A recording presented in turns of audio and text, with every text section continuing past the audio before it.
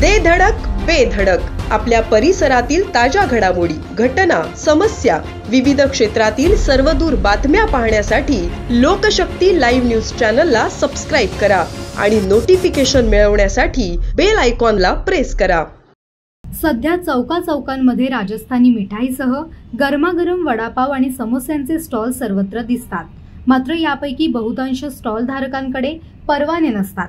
स्थानिक गावगुंडांना हाताशी धरून संबंधित अधिकाऱ्यांना चिरीमिरी देऊन हे स्टॉल धारक राजरोसपणे अन्न सुरक्षेचे नियम धाब्यावर बसून निकृष्ट दर्जाचे साहित्य वापरून अन्नपदार्थ बनवून नागरिकांच्या जीवाशी खेळ खेळत असतात। अशीच एक घटना गुरुवार दिनांक 10 एप्रिल रोजी पनवेल तालुक्यातील ग्रुप ग्रामपंचायत कर्नाळा हद्दीतील आपटा फाटा येथे असलेल्या बिकानेर मिठाई व फरसाण मार्ट या दुकानातून खरेदी केलेल्या समोस्यामध्ये गंजलेल्या बर्नरचे तुकडे सापडल्याने नागरिकांच्या जीवाशी खेळ होत असल्याचा प्रकार समोर आलाय। रमेश दशरथ वाघे असे या दुकानातून समोसे खरेदी करणाऱ्या ग्राहकाचे नाव असून याबाबत ग्राहकाने तक्रार केली असता दुकानातील कर्मचाऱ्यांनी व त्यांच्या स्थानिक हस्तकांनी ग्राहकाला दमदाटी केल्याचा आरोप रमेश वाघे यांनी केला आहे।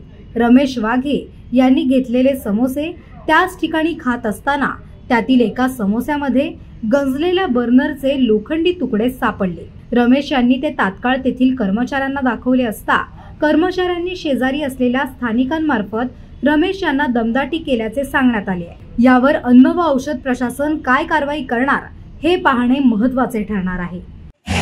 आज मी सकाळी या ठिकाणी समोसा घेण्यासाठी आलेलो आपल्या फाट्यावरच आहे बिकानेर म्हणून। त्या ठिकाणी मी समोसे घेतले चार समोसे घेतले। त्याच्यातनं मी अगोदर एक खाला आणि माझ्या मित्राला 2 दिले।